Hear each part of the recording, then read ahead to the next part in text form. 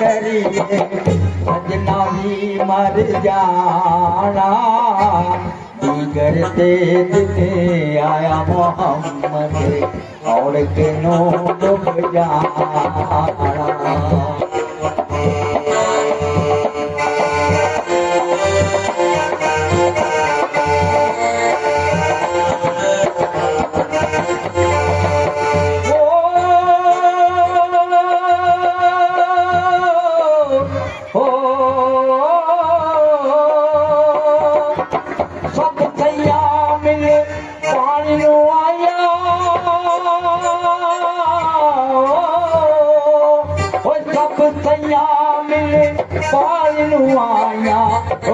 कोई मुड़सी भरे के किनाने भर के तीर्थ दरिया पैर धरन डर डरे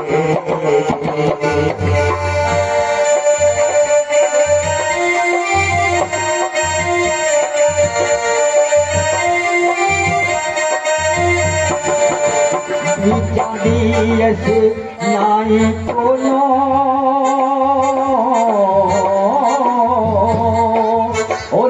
चांदी ऐसे नाई कोनो शायद किसे नहीं पाया करते अंगूर चढ़ाया और कुछ जखवाया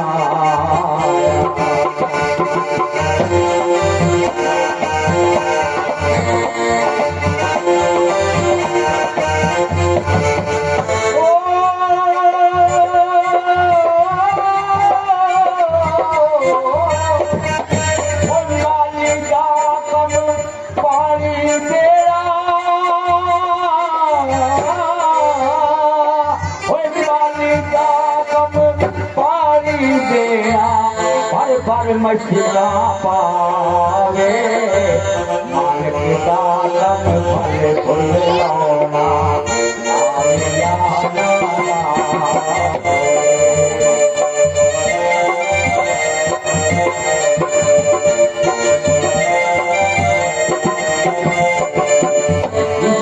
दाजो दारू दसे दाजो दारू दसे बाज मिला सजने गे ओने आना बाने आना लोग न जाने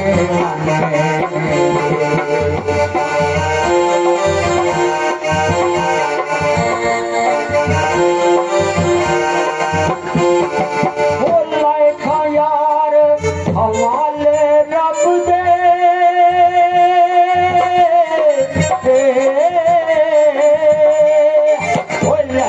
यार हवाले रब दे लेखा यार हवाले रब दे मेरे प्यार बिना दे ईद मुबारक होती फिर मिला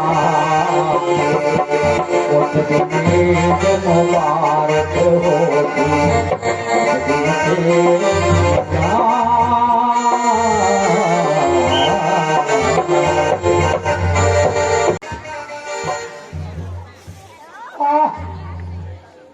अब मैं अयोध्या को वापिस कैसे जाऊंगा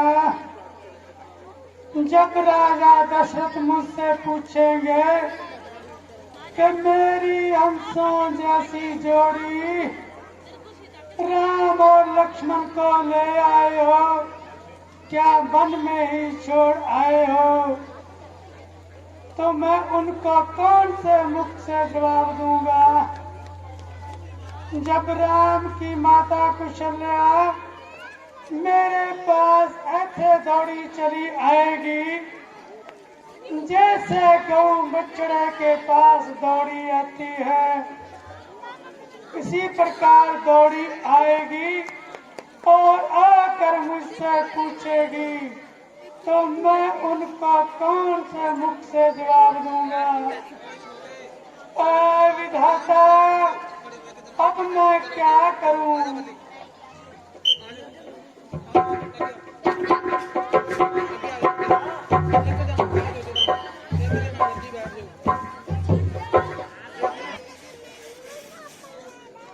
महाराज दशरथ के चरणों में मंत्री सुमंत का प्रणाम स्वीकार हो। कहो मंत्री, तुम वनवास से लौट आए, मेरी हंसों जैसी जोड़ी राम लखन को लेकर आए हो या बंदरों में छोड़ आए हो? महाराज क्या बताऊं, पहला वास उन्होंने तमसा नदी पर किया, दूसरा वास उन्होंने सुरसरी नदी पर किया और तीसरा वास गंगा किनारे किया और वह रात्रि उन्होंने सिंघोरपुर में बिताई। और प्रातः काल होते ही भगवान श्री राम ने केवड़ से बोर का दूध मंगवाया, उन्होंने जटें व मुक्त मंगवाए और उन्होंने फिर जल पान किया। केवड़ को इशारे से कहकर उन्होंने नाव मंगवाई और फिर वह तीनों प्राण की शादी में जा लगा। तीर लगते ही श्रवण कुमार ने पुकारा, हाय माता, हाय पिता। मैंने सोचा पापी दशरथ तुम्हारे हाथों से किसी माता पिता का भक्त मारा गया है। जब मैं जाकर देखता हूँ क्या होता है, हमारा भांजा सरवन मछली की तरह तड़प रहा है। उन्होंने मुझे कहा, मामा दशरथ तूने मुझे धोखे से नहीं मारा, अपने शिकार के धोखे में मारा है। आप ऐसा करें, थोड़ी दूरी पर मेरे माता पिता बैठे हैं, ये जल की जारी ले जाकर उन्हें पानी पिला देना। जब मैंने श्रवण कुमार की छाती से बाण निकाला तब सिधार गया। मैं जल की धारी लेकर अंधले और अंगली के पास गया। मैंने कहा, माता पिता यो ले यो जल पियो। अंधा मुझे कहने लगा, बेटा श्रवण तुम्हारी आवाज भारी क्यों है? मैंने सोचा झूठ बोलकर पानी पिलाना एक क्षत्रिय का धर्म नहीं है।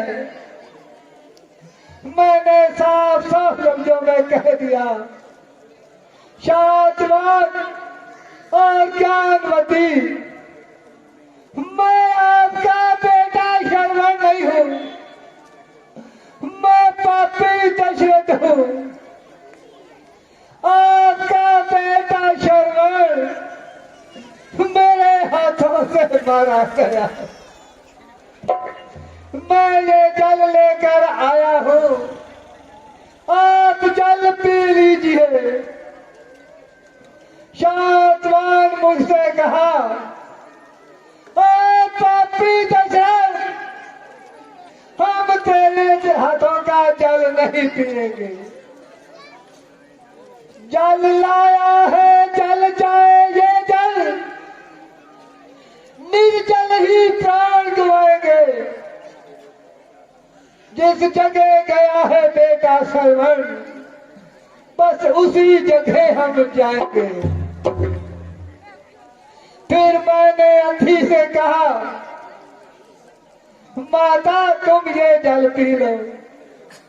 अंधी ने कहा, हे दशरथ ला जल अंधनी में दे। अरे तू क्या जल दे सकता है? जीवन और मरण में बस बेटा ही जल दे सकता है। आज जैसे मैं अपने पुत्र के वियोग में मरी हूं, तो भी किसी समय तड़प तड़प कर मरेगा।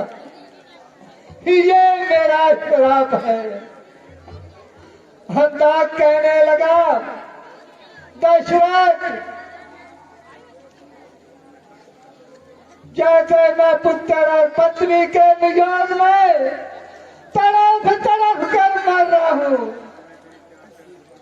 किसी समय तेरे 4 पुत्र होंगे और मरते समय तेरे पास एक भी नहीं होगा।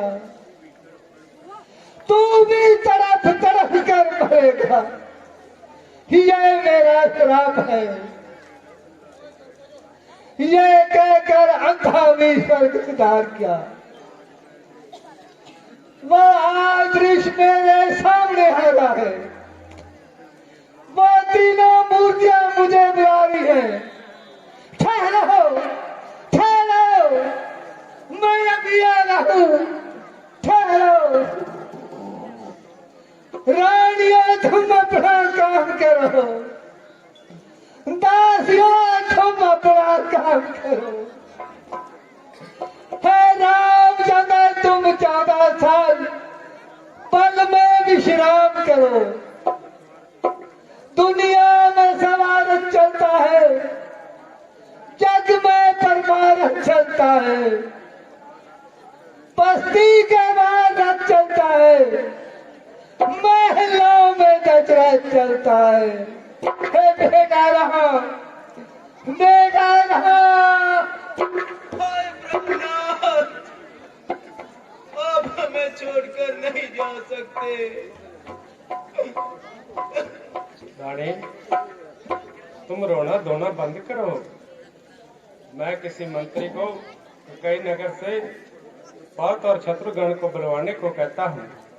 तुम इसकी मिट्टी ठिकाने लगा दो। जैसी आज्ञा गुरुदेव।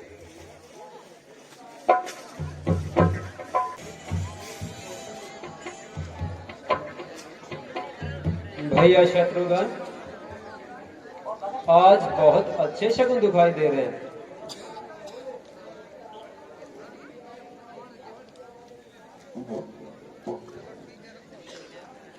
भरतलाल के चरणों में मंत्री सुमंत का प्रणाम स्वीकार हो। आओ मंत्री, तुम अयोध्या से कब आए और क्या शुभ समाचार लाए हो? महाराज, आपके गुरुदेव ने आपको कसमें उठाइए, कसमें उठाइए, न तोड़ेंगे हम टूटे दिलों को, जोड़ेंगे हम।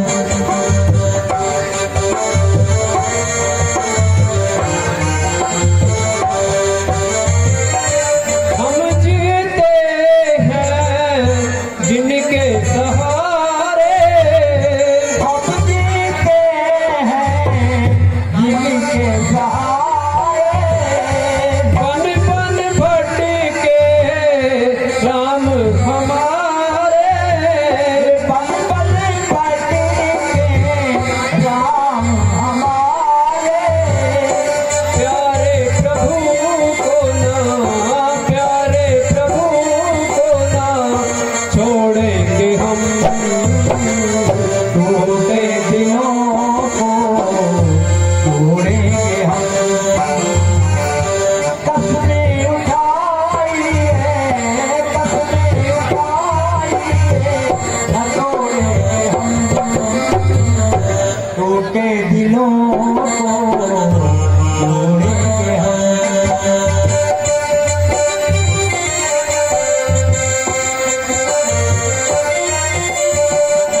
ये रंगबाज है बड़े भाई राम का, ये कटकाज है बड़े भाई राम का। मैं उनका दास हूँ, मेरे किस काम का। मैं उनका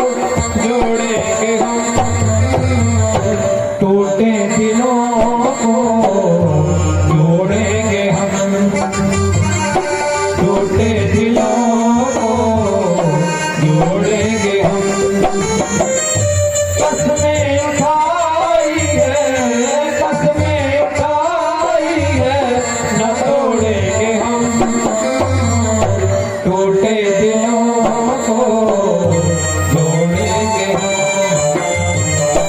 टूटे दिलों को जोड़ेंगे हम।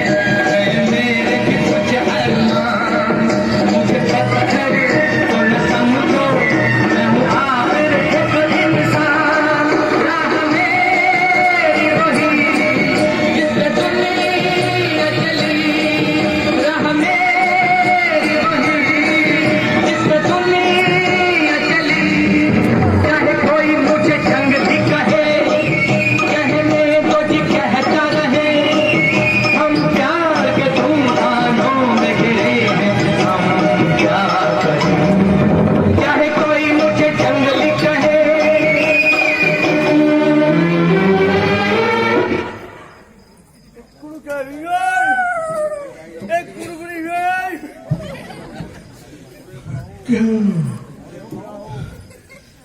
सारा खा लो। अरे ओम लाओ, सामने से भर चला आ रहा है। मुझे लगता है वो हमसे युद्ध करने के लिए आ रहा है। अरे बुलाओ, हम समझ गए चला चला। कि भरत ने सोच लिया होगा कि रामवन में अकेला है। अब हम सेना ले जाकर उसको मारकर और निश्चिंत होकर राज करेगा। परंतु उसे ये पता नहीं कि रास्ते में उनके भरत केवट बैठे हैं, केवट, और साथ ही साथ मलाऊ का टोला भी बैठा है। पहले हम सबको मारेगा, फिर बाद में उनको मार पाएगा।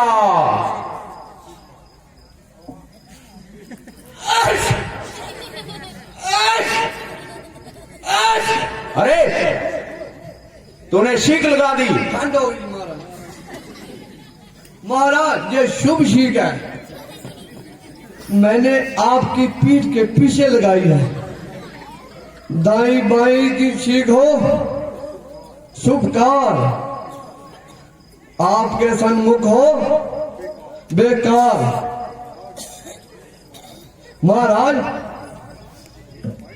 एक उपाय सोचते हैं। वो क्या है भाई?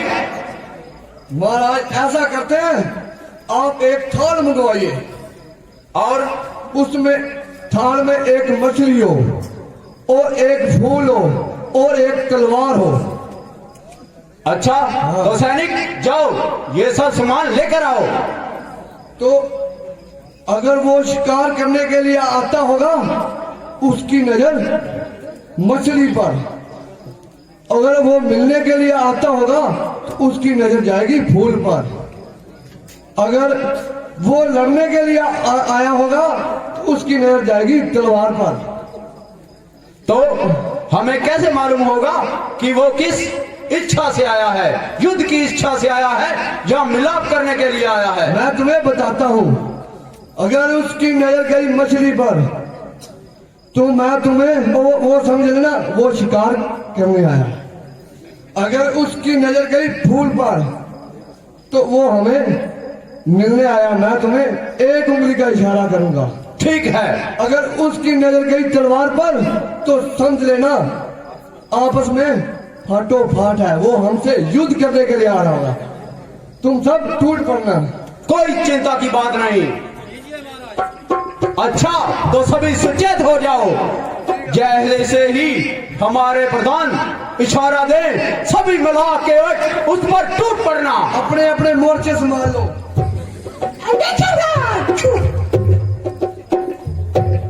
देखिए गुरुदेव, ये फूल कितने सुंदर हैं। ये तो बहुत सुंदर है। आइए भट्टलाल जी, बैठिए, आसन ग्रहण कीजिए।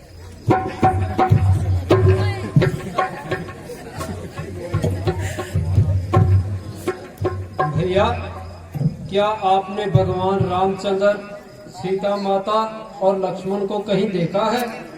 अगर देखा है तो हमें बताइए, हमने भगवान राम से मिलना है। हाँ महाराज, कल ही मैं उनको भारतवाज की कुटिया पर छोड़कर आया हूँ। तो भैया जल्दी चलो, हमने उनसे मिलना है। चलिए महाराज, हम तुम्हें छोड़ आते हैं।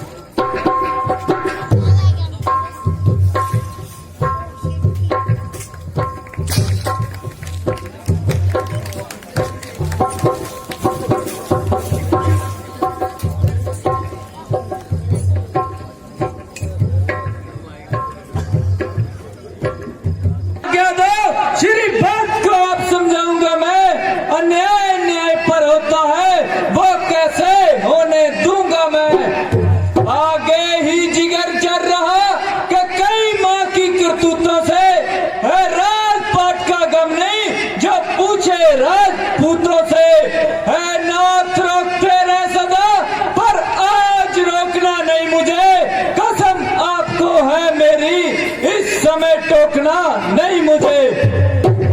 भैया यदि मैं पुत्र उस मित्रा का तो उसका गर्म मिटा दूंगा। श्री राम दुहाई पल भर में पृथ्वी पर उसे जला दूंगा। भैया लक्ष्मण, आप इतने क्रोध में मत आइए। मुझे मालूम है कि भरत हमसे लड़ने के लिए नहीं आ रहा, वो तो हमसे मिलने के लिए आ रहा है।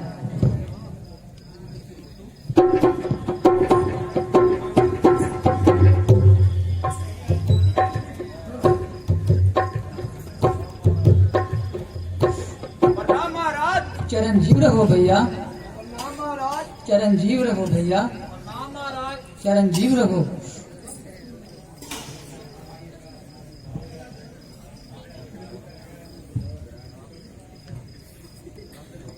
भैया केवटराज, कल तो आप हमारे पास से होकर गए थे, परंतु आज यहाँ आने का क्या कारण है?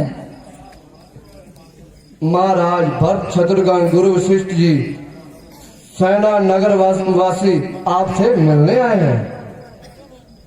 चलो भैया, हम उनके स्वागत के लिए चलते हैं। ठीक है महाराज।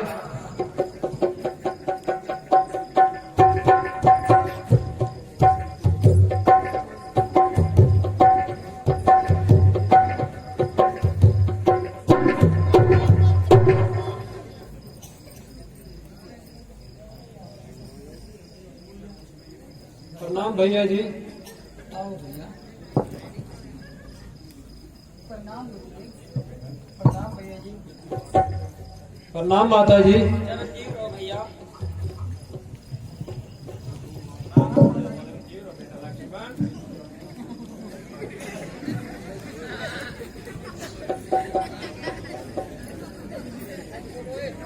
प्रभु, आप तीनों प्राणी वन में चले आए और पीछे से पिताजी का देहांत हो गया।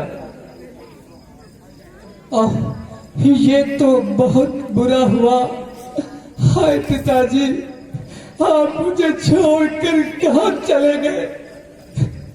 हे विधाता, और जाते समय एक बार भी अपने पिताजी का मुख देने का अवसर नहीं मिला। हे विधाता, आपने हमारे साथ ये कैसा खेल खेला है? मुझे सब मालूम है। मेरे पिताजी हमारी जुदाई सहन नहीं कर पाए। ये क्या सुना दिया भैया जी? हे भैया, एक बार कह दो कि ये सब झूठ है भैया, सब झूठ है। भैया, अब ऐसे विलाप मत कीजिए। जो होना था वो तो हो गया, जो करना है वो सुनिए। आप ऐसा कीजिए, हमारे साथ चलिए और राज गद्दी संभालिए। नहीं भैया, हम तुम्हारे साथ नहीं जा सकते। नहीं भैया जी, आप हमारे साथ चलो। नहीं भैया, हमने जो पिताजी के साथ वचन किए थे उनको पूरा किए बिना हम अयोध्या में पहले नहीं जा सकते आपके साथ। मैं आया तुझको लेने को, प्रभु चलो हमारे साथ रे। मैं आया तुझको लेने को, प्रभु चलो हमारे साथ रे। मैं आया तुझको लेने को, प्रभु चलो हमारे साथ। मैं आया तुझको लेने को, प्रभु चलो हमारे साथ। ये धन दौलत तुम्हारा है स्वामी, ये धन दौलत तुम्हारा है स्वामी। मैं आया तुझको देने को, प्रभु चलो हमारे साथ रे। मैं आया तुझको लेने को, प्रभु चलो हमारे साथ।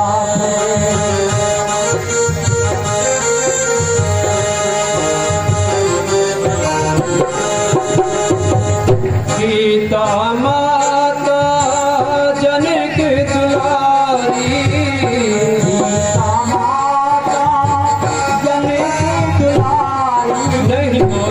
इनके सैनिकों, प्रभु चलो हमारे साथ रे। मैं आया तुझको लेने को, प्रभु चलो हमारे साथ रे। मैं आया तुझको लेने को, प्रभु चलो हमारे साथ रे।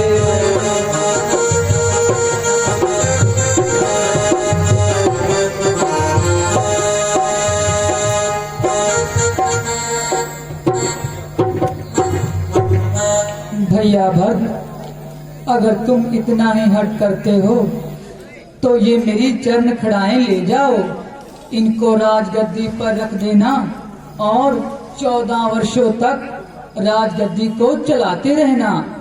ऐसा समझना कि भैया राम राज कर रहे हैं और 14 वर्षों के बाद मैं आकर राजगद्दी को संभाल लूंगा। जैसी आपकी आज्ञा प्रभु, लेकिन 14 वर्ष से एक भी दिन आगे हो गया तो ये भरत अपने प्राण त्याग देगा और जलकर राख हो जाएगा। और मर्यादा पुरुषोत्तम भगवान श्री रामचंद्र की